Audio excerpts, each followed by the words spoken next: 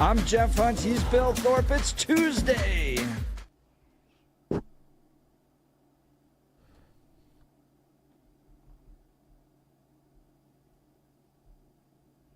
All right, Billy, did you see these Minneapolis software engineers? Oh, yeah, the ones who were harassed? Yeah, that was interesting. Harassed? Are anti-ICE agitators now essentially hunting anybody in Minneapolis that even looks like an ICE agent? This was wild. A group of software engineers were showered with insults, accused of being pedophiles after they were mistakenly accused of being ICE agents while trying to eat lunch in Minneapolis. The men, all white males, dressed casually in sweatshirts and jackets, were eating lunch at Clancy's Deli when one of them got an alert on an anti-ICE signal chat telling members that plainclothes agents were at the restaurant. Could you imagine that? Oh, yeah. Like, hey, wait a minute. One of these dudes is an anti-ICE guy. Yeah, and he's so on the he's app. sitting there. Yeah, he's sitting there on the app, and then all of a sudden, boop, boop, boop, ICE agents at this restaurant, and you go, huh. And he starts looking around. He's like, yeah, right. He's like looking around here. Who is it? Who is it? You know that happened. The person who got the message on the Southwest Minneapolis Rapid Response chat is aligned politically with anti-ICE causes. One of the engineers, who gave his name as Lee, told the news outlets in Minneapolis, "My friend was shocked. He's an anti-ICE side politically. He lives nearby. He's eaten there before. And suddenly he's seen messages saying, 'We're ICE.'" After the alert was shared, dozens of anti-ICE agitators flocked to the restaurant. They're all a bunch of lemmings, my goodness, and peered into the windows. "Are you in there? Are you in there? You ICE agents." According to a video filmed by one of the men, once the group left, they were met on the street with derision from the crowd. Well, at least they learned their lesson to not storm restaurants. "You're an effing bootlicker," said one of the agitators. "Get out of our effing neighborhood," screamed another. Next thing we know, people are yelling, "I hope you die," and calling us pedophiles, said Lee. One of the men tried explaining they were software engineers trying to have a meal. "We do custom apps, bro." Still, the crowd appeared unconvinced. "Do I look like an ICE agent?" one of the men asked, with a prompt from a woman. "An ICE agent, get the F out of here," one person was yelled, saying, and then they started blowing whistles and following them around. "This is what's wrong with your guys' cause," the man said. Woman asks, "Would you support us the way you guys are acting?" "No, and I don't support ICE either. I'm just trying to enjoy my lunch." Is Minneapolis falling apart? Plus, response from Don Lemon coming up as Trump threatens to use the KKK Act against him. So much to talk about this hour. Now is time for the news. Blake Olson. Blake Olson, news and comment. Good Tuesday morning, 25 and sunny in Denver, expecting a high of 52 today. News is sponsored by Pastor Camp Heating and Air Conditioning at 303-777-1234 to learn more about special savings opportunities on Lennox equipment. Our top story, DJT will be in Switzerland today for the World Economic Forum in Davos amid his push to acquire Greenland. His designs on the Danish territory have created concerns among NATO so-called allies. Barbara Boyd, Promethean Action. She studied this for decades and decades. The oligarchs have controlled power for far too long, and DJT trying to crush all that for the good of the American people. So the media is right in saying that Donald Trump has killed the old order. The era of the Davos consensus is over. For 50 years, the world's future was decided behind closed doors by this self-appointed elite. Today, that door has been kicked down and opened. The Great Reset has met the Great Disruptor. The old order is pleading for its life, while a new order of builders, producers, and sovereign peace is being born in real time. The legality of DJT's widespread tariffs could be ruled on soon by the Supreme Court. The justices heard the case in early November. Tina Peters has been moved to another housing unit after she was involved in an incident Sunday at La Vista Correctional Facility. The former Mesa County clerk posted on X that she was attacked in a closet by another inmate and was trying to defend herself. You can see the video on Jeff's X account at Jeff Hunt. Corrections spokeswoman Alondra Gonzalez Garcia says that Peters was moved to another housing unit while the investigation continues. Tina's not playing around, though. She looked like she was trying to defend herself and saying something like, look, don't mess with me. You need to back off. Don't mess with me. I don't blame her a bit in that situation at all. Well, again, he's appointed. He's not elected by the people. So he's doing, in my opinion, he is doing what is expected of him by his mayor, by his city council, by his city manager. Douglas County Sheriff Darren Weekly speaking out against the police chief in Minneapolis, allowing all hell to break loose as the left destroys the safety of the people in their city. Weekly was on with Jeff and Billy last hour. He's doing such a horrible job that the federal government may have to come in and restore order to his city. Now, I understand that chief of police can't be, immigration enforcement. But at what point do you stand in the way from property damage and people getting hurt in your city? At what point do you get in, stand in the gap to protect your community? That's what he's failing to doing, and it seems like he's telling his officers to stand down and let it happen. And I don't care what side of the political spectrum you're on, to put federal agents in harm's way like that is unconscionable. Amen. National championship game last night. Holy moly. Undefeated Indiana leading 17-14 in the fourth. 4th and 5 from the 13. They have to get this first down because Miami looked like they were about to come back on the Indiana Hoosiers. They go for it instead of kicking the field goal. Gutsy call. And the Heisman Trophy winner, Fernando Mendoza, he takes the snap. He's going to take off and run. Mendoza weaves his way first and goal, diving toward the end zone. Touchdown!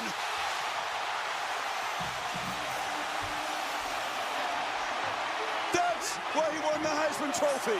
He made this freaking move, and then he cut back, and then he ran over the middle linebacker. He spun, kept his balance, and dived into the end zone for the touchdown for the Hoosiers, and they win the national championship. Head coach Kurt Cignetti, absolutely amazing. IU from the graveyard to the national championship. Here's Mendoza. Whether it's preseason, no one thinks we can make it.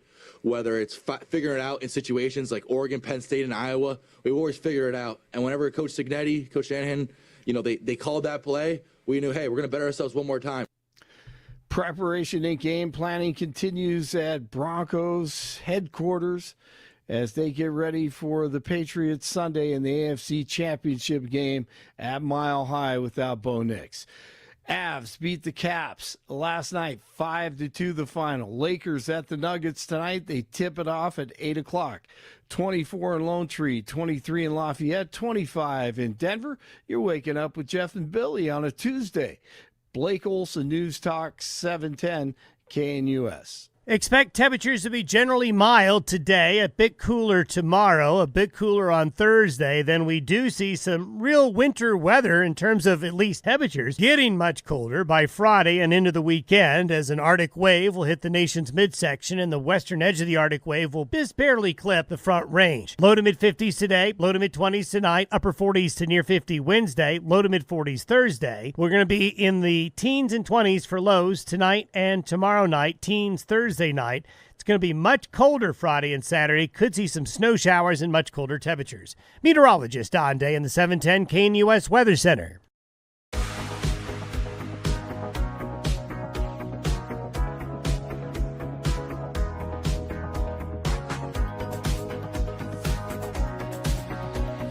Billy, this video of Tina Peters is going global. Yeah, it is. 56,000 views right now. If you go to x.com/Jeff Hunt. hundreds of comments, and they're all over, from folks going, man, this hurts to watch. That's one of them. That's a 1.2 million. He's got 1.2 million followers. He retweeted it. To this hurts my heart. She's a tiny little senior citizen trying to stay alive, surrounded by hardcore violent criminals. To it's not much of an assault. What? That's it? What a joke. So tell us what you see in this. Go to x.com/Jeff Hunt, or we could put it up on the video. Yep, we got it right there on our videos. Thank you, John Corbliss, producer, and Mark Crowley getting that up so you can watch it there. We've got phones on this. Stephanie, Idaho, calling in. Good morning. Thank you for joining the Jeff and Bill Show. Yes, good morning. Oh, good morning. I wasn't expected to be number one on this case, but anyway, I want to make a comment on Tina Peters' sentence. I don't know if anybody on the radio or either of you gentlemen remember a case in Costilla County in the 1990s where the people, not the government, brought a huge election fraud case against the Costilla County commissioners, the county clerk and recorder, the county manager, and the list goes on. This was a huge thing back in the day, and the state didn't know how to deal with it, and because it was unprecedented to bring election fraud against elected people. And I said they weren't elected if it was election fraud. And it was the people that had to risk their neck against these criminals to bring election fraud cases against them. There was a process back then. And the people had to challenge the voting lists and stuff back then, and to make the county clerk and recorder purge off all these people that were voting in Costilla County. They didn't even live there. Wow. And then once we finally found them guilty, it was very over. They could care less about how anybody felt. The state of Colorado did not intervene. Roy Romer was the governor at the time. He could care less. So we had to bring a lawsuit. It went to district court. Judge Robert Ogburn out of the 7th District tried it. And we had the county clerk and commissioner and all those people there, and they were trying to stare us down. Robert Pastore was also a senator at the time, who was also their lawyer.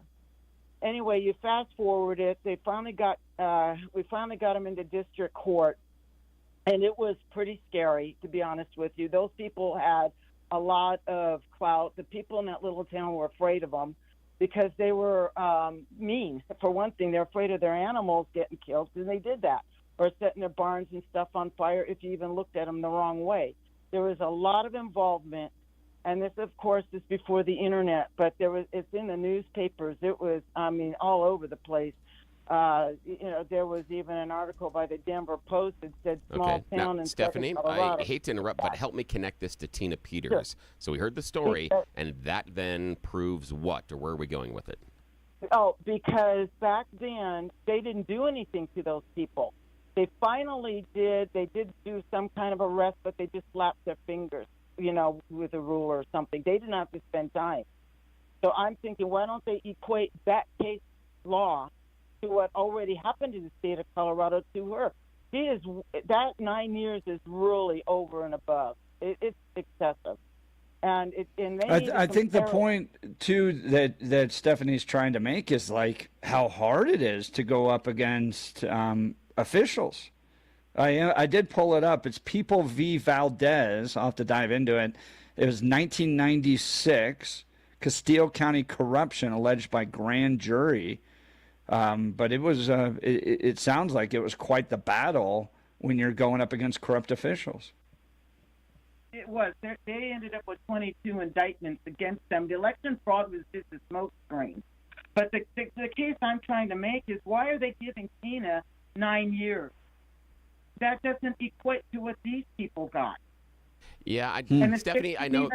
Here's the thing, Stephanie, is that the problem we have is that anytime we get into mandatory sentences, then you take out any sort of malleability from the judge's hands, the judge to consider anything in the individual case on a good side or on a bad side.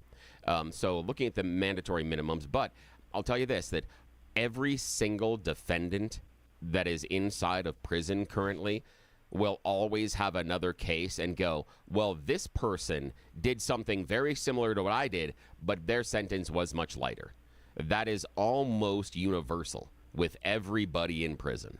And so that is going to be a constant complaint. And what we as a society have to decide is either we go ahead with mandatory sentences, and then you take all of that out of the hands of the judge, and then you end up with cases of X person or Y person didn't necessarily was, barely reaching the thresholds of whatever it is, and then they get sentenced because the mandatory minimums kick in. It was like the 3 strikes and you're out rule that we had a number of years ago.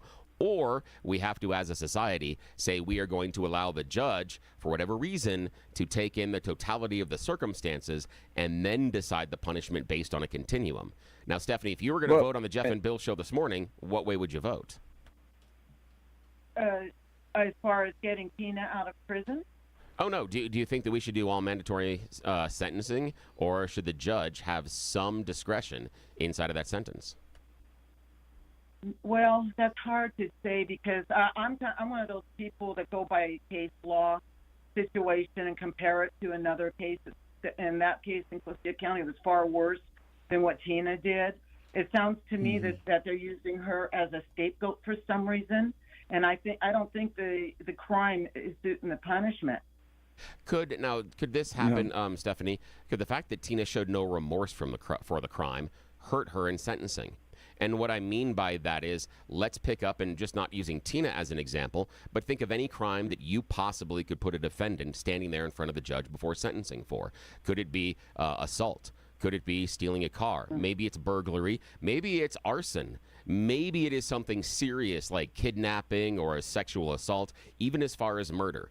If any one of those defendants stands in front of the judge and expresses zero remorse, in fact said, if given the chance, I would do it again, does that impact the sentencing? I would say it could impact it if there's zero remorse. I'm not familiar for some reason with how Tina behaved in court. I'm actually from Mesa County before I moved to Idaho. Oh, interesting. And so I know of her, and I know, that, but I think that went down before or after I moved here to Idaho. So I'm not 100% familiar. I'm just thinking that 9 years is ridiculous. Especially and the appeals court is exploring whether or not it was her free speech that was violated with regards to the length of her sentencing. It was one of the strongest aspects, and in fact, Chris Murray on the show said that if it is reduced, it would probably be on the fact that the judge specifically said it was her speech that was leading to a longer sentence, and that's a little bit different than having remorse. Stephanie, Idaho, I sure appreciate the call. Yeah, thanks for the call. Fascinating case. I'll dive into this case. Valdez, People v. Valdez, 1996, and which county was Castillo. that? That was one of those. Castillo County. Castillo. Yeah. Yep, that's right. Yep, Castilla County. So, all right, let's continue to the phone lines. Go to Joan in Arvada. Good morning, Joan. You're on with Jeff and Bill. Yeah, hey, Joe, how are Arvada. you? Thanks. Joe, yes. Hi. Jeff, Billy. Yeah, we got you. What's up, man? Let me ask you this. Since you're talking about remorse, do you think Nathan Hale should have remorse that he tried to fight King George? No, the real criminals here, Jenna Ellis, or not Jenna Ellis, sorry, Jenna Griswold, my bad, just thinking about the whole scenario. But Jenna Griswold and you, Governor Polis, for allowing the shenanigans to go down without pardoning Tina Peters.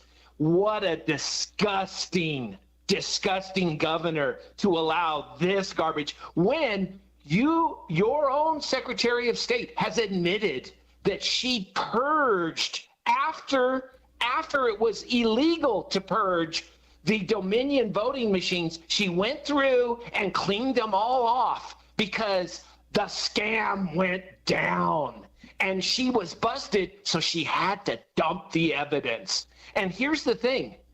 The only person that really took the rap for finding the crime was Tina Peters.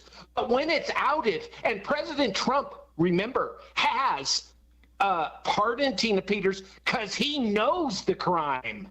And you, Governor Polis, are a criminal for not letting her out. Yes, I said it. You, Governor Polis, are a criminal for not allowing Tina Peters to escape because your hands are dirty. Your hands are dirty, Polis. We know you allowed Jenna Griswold to let all those illegals vote, and we know they did, no matter what your sycophants, Billy, want to tell us. Now go ahead and tell me why I'm wrong, Billy. Knowledge without proof. It's great assurances, and it's a fantastical story, but there's no proof behind anything that you Well, said. it's proof that she erased the voting machines. She did it before the expiration of the 2-year term limit. She went and dumped all the evidence because she was guilty. And why is she not complying with, federal law? And then remember what happened with Jenna Griswold when she got caught exposing the passwords? Nothing. Governor Polis, nothing happened. You disgusting. I'm sorry. The issue was they decided not to charge Jenna because it was stupidity. Because they're Democrats. That's why. It was just based on. Democrats, Billy. Again, we can agree or disagree on it, but it's based on stupidity. Don't try to lie your way out of it. Republicans would have convicted her. Hang on a you sec. know it, and I know it. I'm telling you why they didn't charge her. That's not a question. Because they were Democrats, fool. Joe, I mean. That's why they didn't charge her. Joe, they were Democrats. Joe.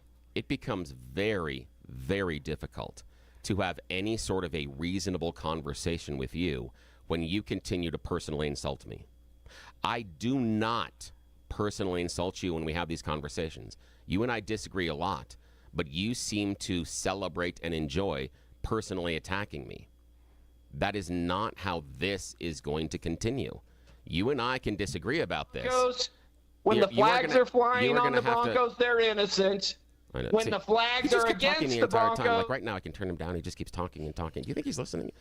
You think he's listening at all? Well, no, I don't think you're listening to... at all. You're not listening at all, Joe, and that's the problem I have. I appreciate the phone call. But, Joe, as soon as you turn around and start personally attacking me, no. Jeff and I do not personally attack callers, but in rare instances, when you guys are jerks first, do we ever do that?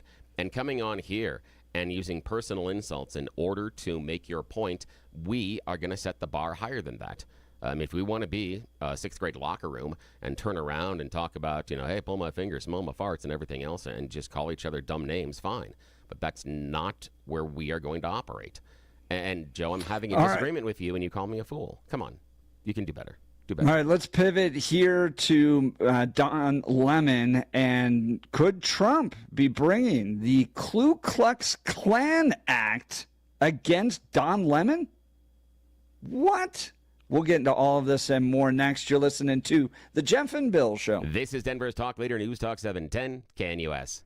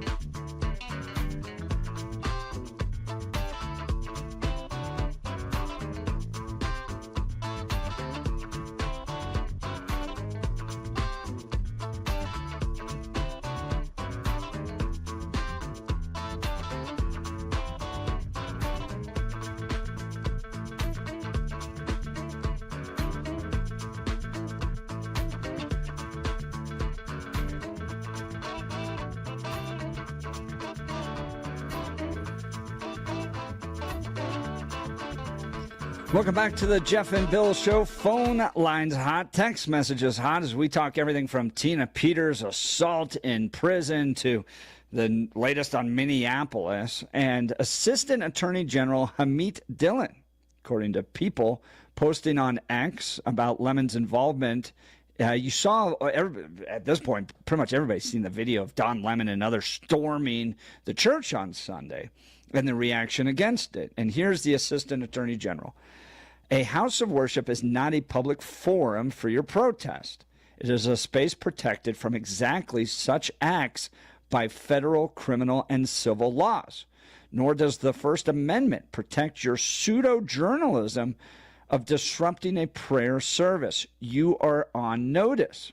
Dillon then appearing on Benny Johnson's show Monday, where she threatened to invoke multiple different acts to prosecute Lemon and other protesters. One, the FACE Act, which we talked about, protects against attacks on intimidation against people, quote, lawfully exercising or seeking to exercise the First Amendment right of religious freedom at a place of religious worship.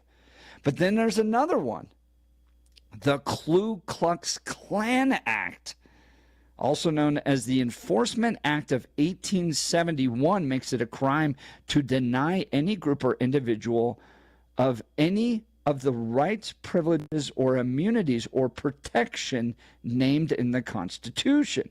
The act, which was created in reaction to post-Civil War attacks by the infamously violent hate group, gives the president broad authority to enforce it, including deploying federal troops and suspending habeas corpus. The Klan Act is one of the most important federal civil rights statutes.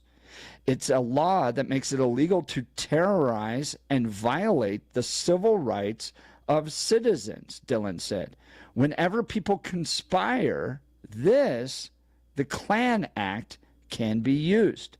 Everyone in the protest community needs to know that the fullest force of the federal government is going to come down and prevent this, she's talking about the intimidation during church services, from happening and put people away for a long time.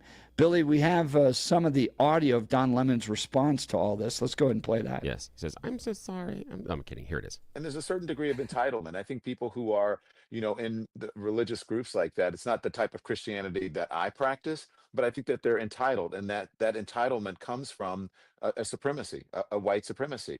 And they think that this country was built for them, that it is a Christian country, when actually we left England because we wanted religious freedom. It's religious freedom, but only if you're a Christian and only if you're a white male, pretty much.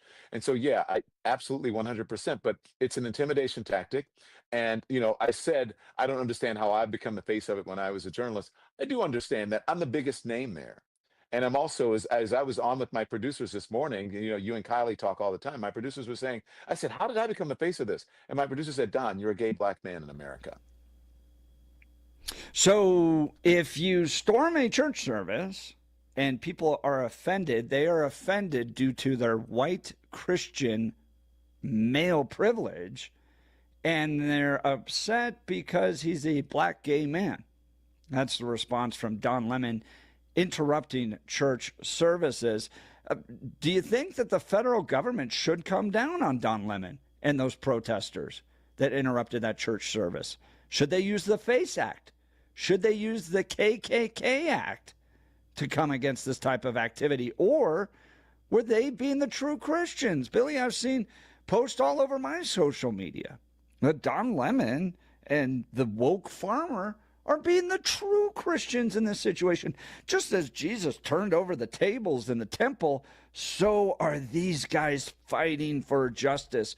And if they disrupted your white Christian privilege sensibilities, well, then so be it. You deserved it, because there's a Holocaust happening out there on the streets being led by ICE.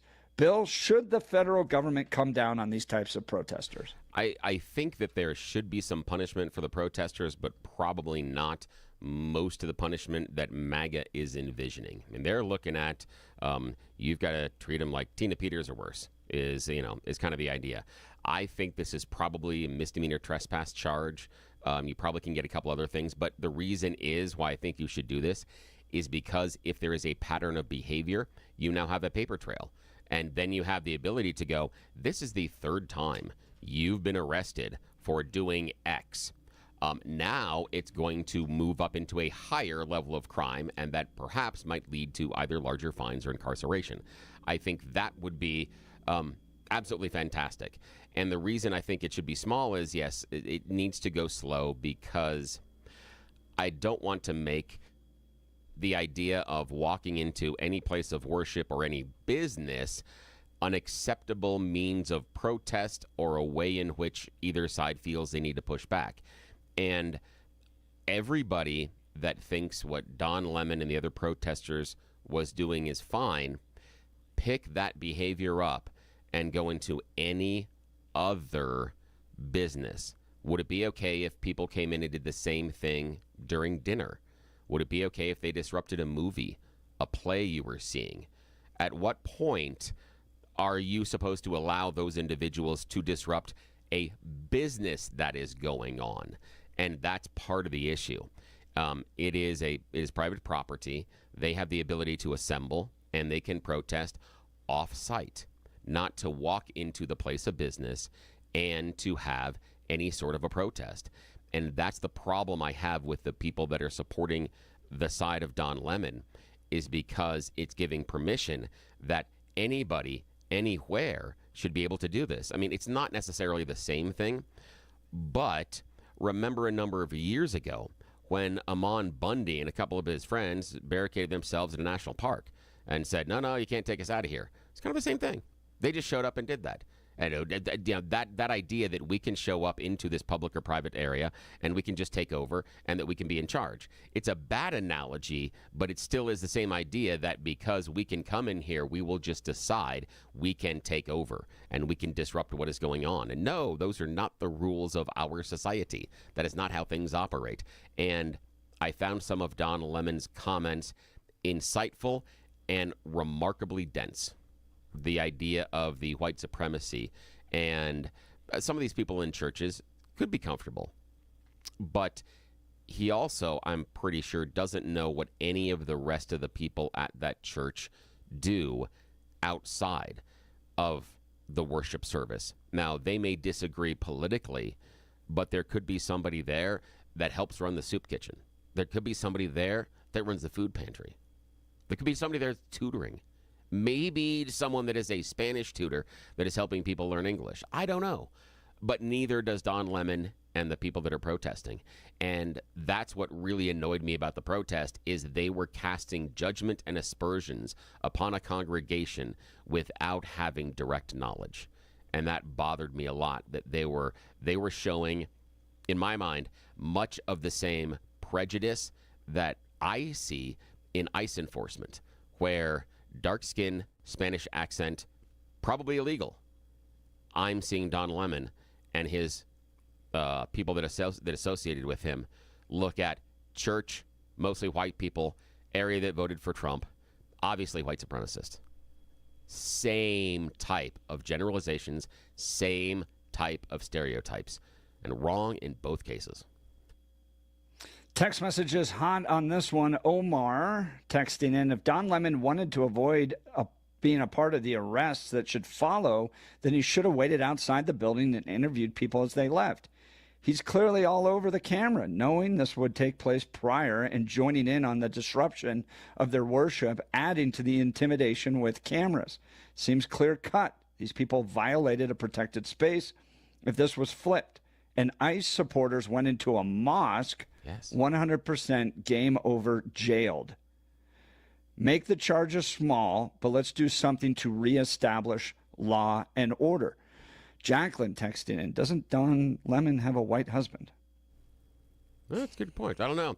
The other part for me is that he announced that he was going there beforehand. And so the idea that I'm just this journalist covering there seems to be a little more participation inside of what he's doing. And what I hate, I really, this really bothers me in my core, and we've talked about this a lot.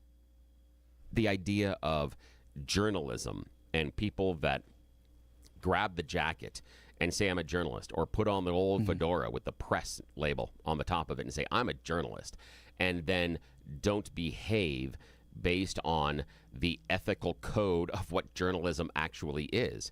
Don Lemon, in my opinion, when he is joining with the group and walking in with them and being confrontational, is not a journalist. He needed to be, in my mind, separated away from the protesters. He needed to be a third-party observer, and he needed to talk to people from both sides. And I heard the conversation. We've got it with the pastor that he had, and it is completely one-sided. It is completely one-sided. And so I don't see him behaving in that moment as a journalist. He doesn't have to when he's in public, but he doesn't get to claim he was being a journalist afterwards because his behavior in the moment was anything but being a journalist. We're talking Don Lemon and the invasion that he participated in of a church service over the weekend. The Trump administration saying the full weight of the federal government's going to come down on them. They're not only looking at the FACE Act, but now the Ku Klux Klan Act in order to go after these folks. I saw the woke farmer posted a video yesterday, Bill, where he basically dares Pam Bondi to come after him. Never a smart move. But if you want to talk about privilege, how about the privilege of just being able to walk into a church totally disrupted and have no real consequences brought upon you as of yet? I mean, it's going to take the federal government to step in.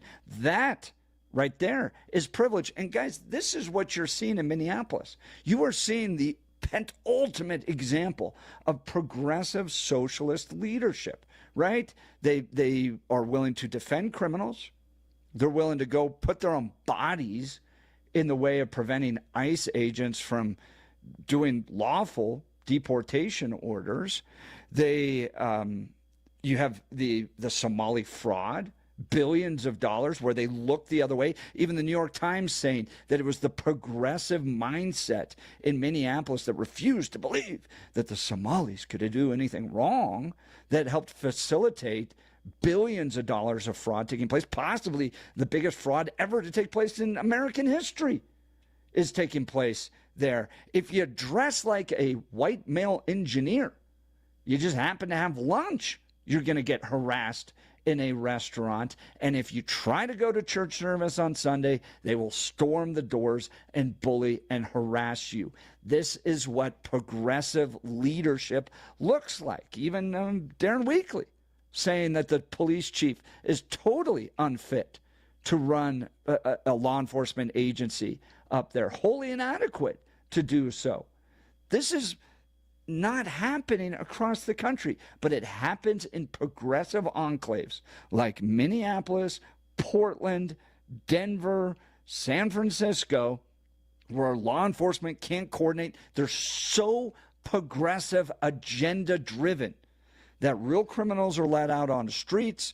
Christians trying to attend the church have to be harassed, and that's a form of justice.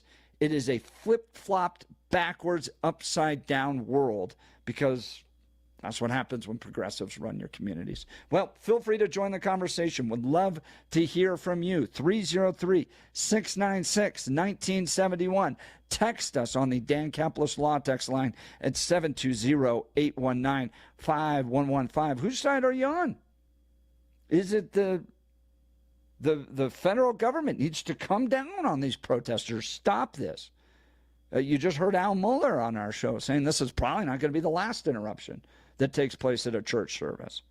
So does the federal government need to step up, prosecute these folks that interrupted the church service on Sunday with the FACE Act, with the Ku Klux Klan Act? Stop it now. Or were they the true Christians in this situation, willing to flip over tables, disrupt your nice church service, you white rich person? You're ignoring the suffering that's happening out on the streets to the Somalis and to the illegal immigrants, the undocumented people. Whose side are you on? And maybe you want to cut through the middle here, going, look, I don't want to see ICE just rounding up people just because they're here illegally. I only want to see the criminals. They're acting too aggressively. And I also don't like what these people did in the church. Join the conversation. Here's the phone line, 303-696-1971. Text us on the Dan Caplis Law text line at 720-819-5115. 819-5115. You're listening to The Jeff and Bill Show. This is Denver's talk leader, News Talk 710, KNUS.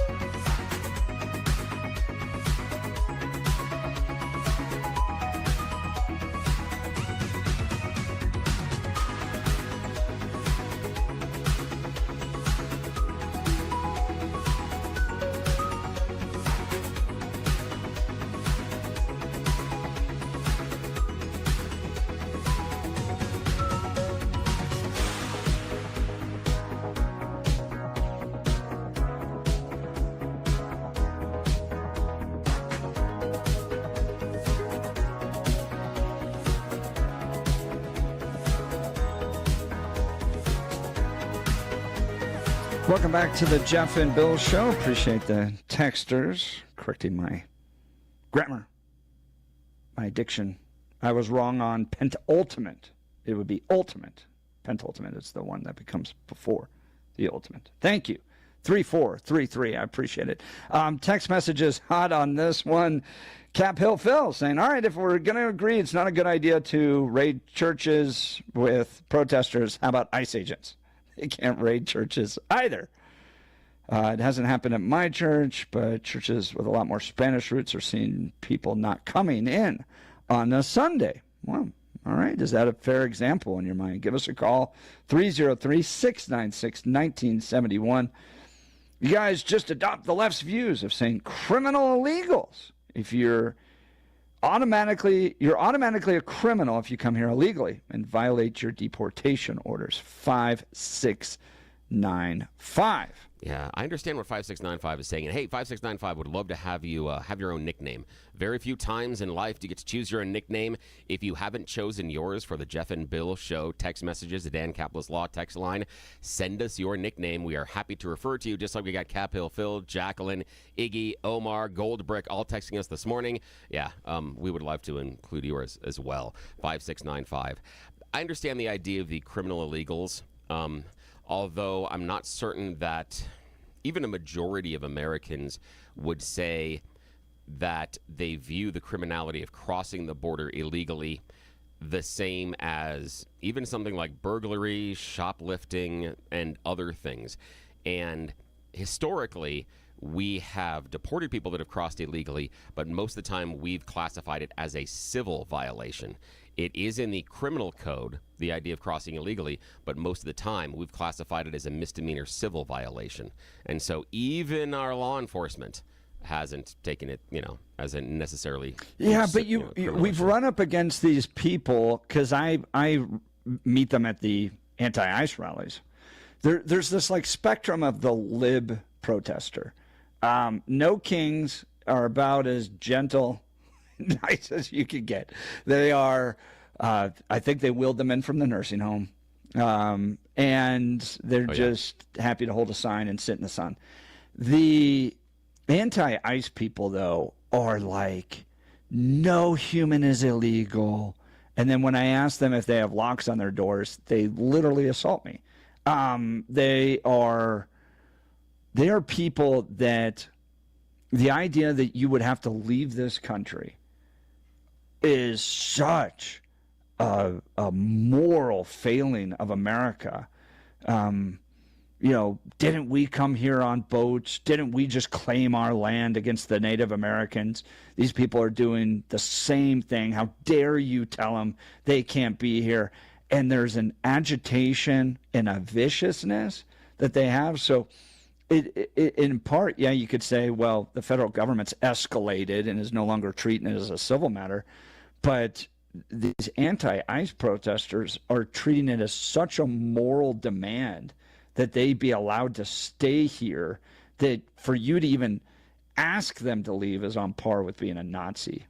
Yeah, I think there is that continuum, and I think there's a continuum on the right as far as protesters as well. I hate to say it, but it's the anniversary of the pardoning of the January 6th people, and there was a continuum on that day. So I think there's a continuum on all of them, and I do think that you're right, Jeff, that the individuals that are anti-ICE that get more aggressive and take what I see as unreasonable positions hurt the cause. The idea that one of the things that annoys me, just like when they were chanting the defund the police, which was phenomenally stupid, the idea of no person being illegal.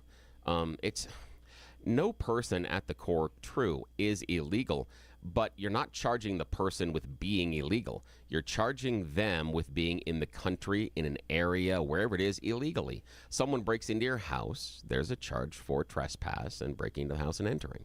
That's being in the area illegally. We can all agree that there are proper ways and improper ways in order to enter the country, and it is an illegal crossing. It doesn't make the person individually illegal, but it does give them the crime of illegal entry. How we deal with that and what level of crime we want to assign to that, we can decide. But that's part of where you talk about, I think, with those left protesters that get things wrong. Standing there and claiming that nobody is illegal just flies in the face of every rational thought that any human should have. Text messages hot today as we discuss all these different issues. Criminal alien equals illegal, 5695 texting in. Chest Rockwell, the very presence of people strains and removes resources. So you're correct on that. That's that's definitely part of the reason why we have some of the budget problems we're facing in the state of Colorado. Cap Hill Phil, far better protest for these people would have been to stand on the sidewalk with signs as people come and went from church, and that would be legal. You're absolutely correct. I've seen Cap Hill Phil comments on, so I went and followed this guy named the Woke Farmer. Woke Farmer is probably the most vicious of the protesters that entered that church, and he's very popular on TikTok. And he does this to not just people attending church, but he follows National Guardsmen around in Washington, D.C. He's kind of a professional agitator. And under some of the comments on his videos, they're going, well, it's a church. It's open to the public. This is public land. And that's kind of the argument you got from Don Lemon as well, as like, well, this is open to the public. I can come protest. This is constitutionally protected. I can go wherever. I don't have to abide by your laws with regards to time and place and all that stuff. And there's nuances here, right? So if it's a public sidewalk, yes, you have the right to protest there. These First Amendment, you may see these videos. I kind of like watching them on social media. These First Amendment auditors who will kind of test to see if local, like city management and city police forces are willing to abide by those constitutionally protected rights. So those guys will test it. A church open to the public is not public ground. No, it's like saying Walmart or Target. It's open to the public. Most of us can walk in there. But you can't just organize a protest right in the middle of Walmart or McDonald's and expect to be treated well, because it's actually private property. Same thing with a church. Yes. I think Trump needs to step in. Minneapolis police aren't going to. Tim Walz is not going to. They are politically opposed to anything Trump does. So in order to send a message to stop this from happening in churches across the country, there needs to be strong enforcement, in my opinion, against all this. So I hope that Pam Bondi and others step in, but that's part of some of the text messages here. And believe me, Bill, I see it on the right all the time. Frustration right now with the lack of perp walks being done by the FBI, by Pam Bondi and others. There's a good contingency on the right that's calling for Pam Bondi to be replaced. At this point, what do you think of that? There's an angle there, and this is where I think that the Trump administration is missing some of the PR game, and it surprises me because normally they're pretty good at it. Is where's the list of all the bad guys that you've captured and are deporting? We've seen pieces of it, but we are hearing about arrests of thousands a day across the country. The list should be longer. That's what I think they're missing, the PR, that if they were arresting all these people that were horrible, hardened criminals and gang members, have the list every day. If you had an extra 200 people that was a list, I think you change the public's perception of what's going on. All right, when we come back in the 9 o'clock hour, Governor Jared Polis responding to an interview we did. We'll give you more on that. You're listening to The Jeff and Bill Show. This is 710 KNUS. Is it my fault or Jeff's? We'll find out.